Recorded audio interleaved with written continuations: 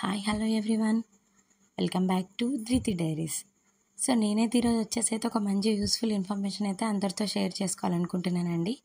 అదేంటంటే మనకి సెప్టెంబర్ వచ్చిందంటే అందరికీ గుర్తొచ్చేది ఏంటండి, మన హిందువులందరికీ ముఖ్యమైన పండుగ, పెద్ద పండుగ వినాయక చవితి. ముఖ్యంగా పిల్లలకైతే చాలా చాలా ఇష్టం ఈ పండుగ అంటే.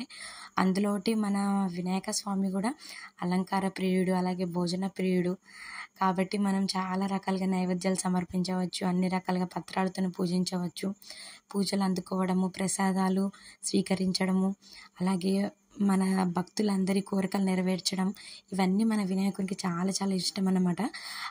అంతటి గొప్ప పండుగైన వినాయక చవితిని మనం ఏ విధంగా జరుపుకోవాలి, అసలు ఇంట్లో చేసుకునే వాళ్ళు ఎలా చేసుకోవాలి, దానికి కావాల్సిన నియమ నిబంధనలు ఏమిటి, వినాయక చవితికి కావాల్సిన వస్తువులు ఏమిటి, మనం ఎలా అవన్నీ సమకూర్చుకోవాలి, అసలు పూజ అనేది ఏ విధంగా మనము స్టార్ట్ చేయాలి, అలాగే అసలు పూజ స్టార్ట్ చేసిన తర్వాత మనం చేయాల్సిన పనులు ఏమిటి, పూజ రోజు ఏమేమి మంత్రాలు చదువుకోవాలి, పూజ అనంతరం కూడా చేయవలసిన పనులేంటిది, మన వినాయక విగ్రహాన్ని ఎప్పుడు కదిలించవచ్చు, అలాగే ఈ ముహూర్తంలో వినాయకుని విగ్రహానికి మనము పీట వేసి వినాయకుని కూర్చోబెట్టి ఎప్పుడు పూజన స్టార్ట్ చేయాలి, ఇలాంటి విషయాలన్నీ నేనైతే ఈ వీడియోలో షేర్ చేయాలనుకుంటున్నానండి. మనకి భాద్రపద మాసంలో శుక్ల పక్షంలో వచ్చే చవితి రోజు మాత్రం మన వినాయక చవితిని చేసుకుంటామన్నమాట. ఈ వినాయక చవితి అంటే అర్థం ఏంటంటే వినాయకుడిగా జన్మ ఎత్తడం అనమాట. మీ అందరికీ తెలిసిన స్టోరీయే కదండి, శివ పార్వతుల గురించి. సో అదనమాట. కానీ కొన్ని పరిస్థితుల కారణంగా ఏమవుతుందంటే శివుణ్ణి ఎదిరించడం అంటే తండ్రి అని తెలియకపోవడము, శివుని ఎదిరించడము, ఆ రకంగా ఎలా శిరస్సుని ఖండించడం జరుగుతుందన్నమాట శివుని ఎదుర్కొనే ప్రయత్నంలో మన వినాయకునికి. సో దానివల్ల స్వామి అనే గణేశుడు మాత్రం మనకి దర్శనమిస్తాడండి. సో అది ఏ రోజు జరిగింది అని అంటే ఈ వినాయక చవితి రోజు అనమాట. అంటే మనకి నేను నెక్స్ట్ వీడియోలో కూడా పూజా విధానం మొత్తం మన ఛానల్ అప్లోడ్ చేస్తానండి. తెలియని వాళ్ళకి కొంతమందికైనా నా వీడియో యూజ్ అవుతుందని నేనైతే అనుకుంటున్నాను. ముందుగా మనం చేయాల్సిన పని ఏమిటంటే, అందరూ ఆడంబరంగా ఉండాలని చెప్పేసి పెద్ద పెద్ద విగ్రహాలను తీసుకురావడము అలాంటివి అస్సలు చేయకూడదండి. మన స్తోమతకు తగ్గట్టు మట్టి విగ్రహాన్ని కానివ్వండి, కలర్ విగ్రహాన్ని కానివ్వండి, ఇలా మనం తెచ్చుకోవచ్చు అనమాట. కొంతమంది అయితే వెండి విగ్రహాన్ని, బంగారు విగ్రహాన్ని కూడా చేయించుకునే వాళ్ళు ఉన్నారండి. వాళ్ళు ఏం చేస్తారంటే బ్రాహ్మణులకి మనకి స్వయం పాకం కింద మనకి వాళ్ళు దానం చేస్తారనమాట వినాయకుని విగ్రహాన్ని. సో ఇలా మట్టితో చేసుకునే వాళ్ళైతే అదే రోజు వేకువజామునే లేచి 4:30-5కి లేచి వినాయకుని విగ్రహాన్ని తెచ్చుకోవాలండి. తలంటు స్నానం చేసి నూతన వస్త్రాలను ధరించి మన వినాయకుని విగ్రహాన్ని తెచ్చుకోవాలన్నమాట. ఇప్పుడు మనకి ప్రస్తుతం ఉన్న జనరేషన్లో పొల్యూషన్ మనము ఖరాబ్ చేయకూడదు, ఇంకా మన తరతరాలకి మన నేచర్ని, మన ప్రకృతిని అందించాలనుకునే వాళ్ళైతే మట్టి విగ్రహాన్ని అయితే తీసుకోవాల్సిందిగా నేనైతే కోరుకుంటున్నానండి. మట్టి విగ్రహాల్లో కూడా చూడడానికి చాలా చక్కగా ఉండే విగ్రహాలు, గణేశుడు, వినాయకుడు స్వామి, ఇలా చాలా చాలా వెరైటీస్తో కూడా ఉంటున్నాయండి. సో సాధ్యమైనంత వరకు అయితే మట్టి విగ్రహాన్ని తీసుకోవడానికి అయితే ప్రయత్నించండి. సో ఇలా మట్టి విగ్రహాన్ని మనము వినాయక స్వామిని ఇంటికి తెచ్చుకున్న తర్వాత సో మనం చేసే ప్రతి ఒక్క కార్యాలలో కూడా మొదటిగా చేసేది గణేశుని పూజే కదండి. మనకి మొదటగా అయితే గణపతి పూజ చేస్తాం. ఇలా చేయడం వల్ల మనం చేసే ప్రతి పనులో కూడా మనకి విఘ్నాలు తొలగి మనం చేపట్టిన కార్యం అయితే ఖచ్చితంగా సఫలం అవుతుందండి, విజయం సాధిస్తాము. అందుకని మనం మొదటగా మన ఇంట్లో కూడా గణపతి పటాన్ని పెట్టడం వల్ల చాలా శుభాలు జరుగుతాయండి. మనమైతే ఈరోజు కావాల్సిన సామాన్లు, అలాగే దానికి పాటించవలసిన నియమాల గురించి అయితే మనం ఈ వీడియోలో చెప్పుకుందామండి.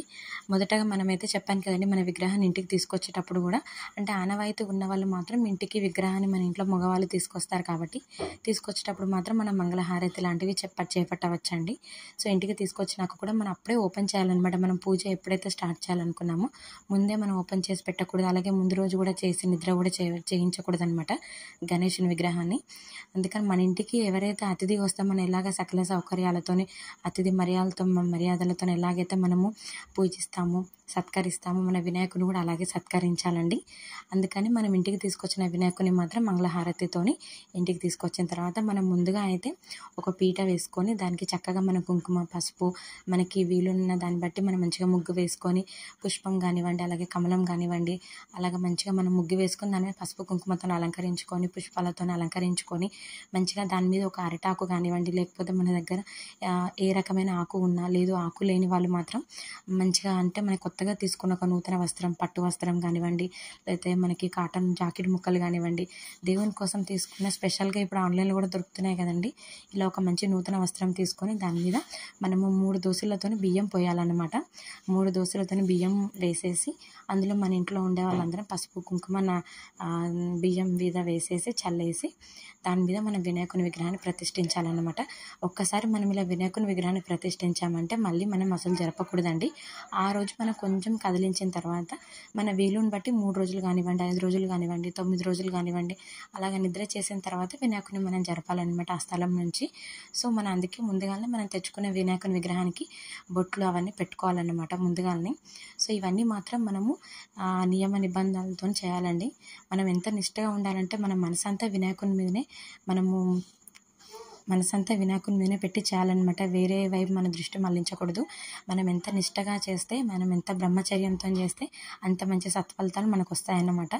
సో ఇలా మనము పూజకు కావాల్సిన సామాన్లు, వినాయకునికి చాలా నచ్చిన పూలు కొన్ని ఉంటాయండి. పూలు, పండ్లు అంటే అరటి పండ్లు, జామ పండ్లు, యాపిల్ పండ్లు, ఇలా ముఖ్యంగా కొబ్బరికాయ, ఇలా దేవునికి నచ్చిన పూలతోని అలాగే పండ్లతోని.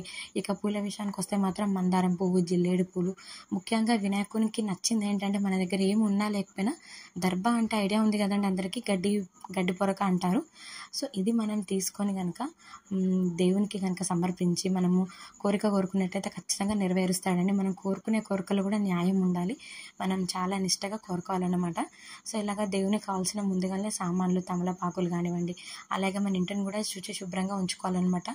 ఆ రోజుకి వీలు కాకపోయినా ముందు రోజైనా ఇంటిని మొత్తం మనము నీళ్ళతో కడిగేసి మంచిగా పసుపు కుంకుమలతోని మన కడపను కూడా నీట్గా శుద్ధి చేసుకొని మంచిగా ముగ్గులు పెట్టుకొని ఇంటి ముందట కూడా మనం పెద్ద పెద్ద ముగ్గులు వేయడం వల్ల కూడా ఆ రోజు మనం దేవతలు కూడా మన ఇంటికి ఆహ్వానిస్తాం కాబట్టి మంగళహారతులతోని, పూజలతోని, మంత్రాలతోని, వివిధ రకాల శ్లోకాలతోని మనం పూజిస్తాం కాబట్టి దేవతలు వస్తారు. కాబట్టి ఆ రోజు వాళ్ళకి ఇలా అందంగా కనిపించడం వల్ల, ఈ విధంగా మనం ముగ్గులు వేయడం వల్ల దేవతలు మన ఇంట్లోనే నెలకొంటారని మనకి శాస్త్రం చెప్తుందండి.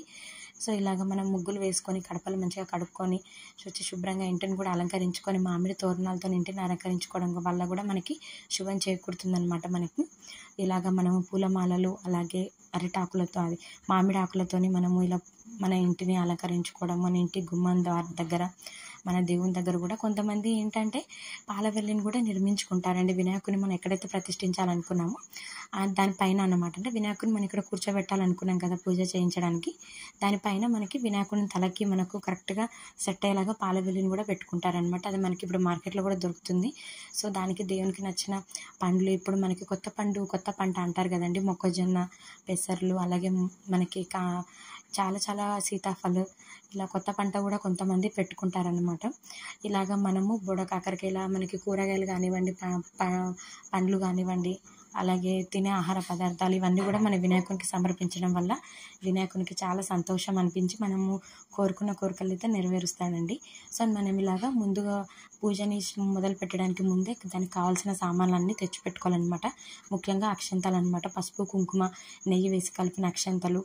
తర్వాత ఒకవేళ పూలని సమర్పించలేని వాళ్ళు 21 పూలు కానీ 11 పూలు కానీ రకాల పూలు సమర్పించలేని వాళ్ళు అక్షంతలతో కూడా పూజలు చేయించుకోవచ్చు అనమాట. మనము అన్ని నామాలు ఉంటాయి కదండి వినాయకునికి సంబంధించినవి, కథ, ఇవన్నీ చదివి మనము అక్షంతలతో కూడా చేసుకోవచ్చు అనమాట.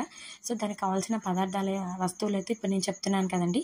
వినాయకుని పూజకి కావాల్సిన వస్తువులు ఏంటంటే ముందుగానే మనము హారతి పళ్ళెం అయితే రెడీ చేసుకోవాలండి. 2 ప్రమిదలు తీసుకోవాలి, వత్తులు తీసుకోవాలి. అందులో ఒక్కసారి మనం పూజలో కూర్చున్నామంటే మళ్ళీ లేవకూడదు అనమాట. అలాగే మన అన్ని వస్తువులు దగ్గరగా పెట్టుకోవాలన్నమాట. ఇంట్లో ఉన్న వాళ్ళందరూ పూజలో కూర్చోవాలండి. చిన్నపిల్లలు, పెద్దవాళ్ళు ఎవరైనా సరే, ఎలా ఉన్నా సరే శుభ్రంగా నూతన వస్త్రాలు ధరించి మనసు దేవుని మీద లగ్నం చేసి కూర్చున్నట్లయితే మనం ఆ రోజు కోరుకున్న కోరిక అయితే కంపల్సరీగా నెరవేరుతుందండి. సో ఇలాగ పూజకు కావాల్సిన సామాన్లన్నీ మనం ముందే తెచ్చిపెట్టుకోవాలండి. నైవేద్యాలు కూడా మనం ముందుగానే చేసి పెట్టుకోవాలి. దేవునికి సంబంధించిన అన్ని నైవేద్యాలు కూడా కుడుములు, అలాగే మోదకలు, వినాయకునికి చాలా ఇష్టమైన ఉండ్రాళ్ళు, అలాగే బెల్లంతో చేసిన ఉండ్రాళ్ళు, లడ్డూలు, ఇలా ఉంటాయి కదండి. సో ఇలాగ మనమైతే అన్నీ ముందుగానే రెడీ చేసి పెట్టుకోవాలన్నమాట దేవుని దగ్గర సమర్పించడానికి. సో ఈరోజైతే వినాయకుని పూజ కావాల్సిన సామాన్లు ఏంటి, నియమ నిబంధనలు ఏంటంటే మనం తెలుసుకున్నాం కదండి. సో నెక్స్ట్ వీడియోలో ఏంటంటే అసలు పూజను ఏ విధంగా స్టార్ట్ చేయాలి, ఏ టైంలో స్టార్ట్ చేయాలి, పూజా విధానం మొత్తము నేనైతే నెక్స్ట్ వీడియోలో ఏ శ్లోకాలు చదవాలి, మనము అసలు కథను ఎలా ప్రారంభించాలి, వినాయక చవితి రోజు మనం చదవాల్సిన శ్లోకాలు ఏంటి, మంత్రాలు ఏంటి, పూజ అనంతరం చేయాల్సిన ముఖ్యమైన పనులు కూడా నేను నెక్స్ట్ వీడియోలో అప్లోడ్ చేస్తానండి. సో ఈ వీడియో అయితే అందరికీ నచ్చింది అనుకుంటున్నానండి. ఈ వీడియో కనుక నచ్చినట్లయితే ఏం చేయాలో తెలుసు కదండి. లైక్ చేయండి, షేర్ చేయండి, అలాగే సబ్స్క్రైబ్ చేయండి. ఇంకా మోర్ అండ్ మోర్ వీడియోస్ కోసం మన ఛానల్ని అయితే ఏం చేయాలో తెలుసు కదా. కీప్ వాచింగ్ ధృతి డైరీస్. ఓం గం గణపతే నమః. ఓం గణేశాయ నమః. గణపతి బప్పా మోరియా.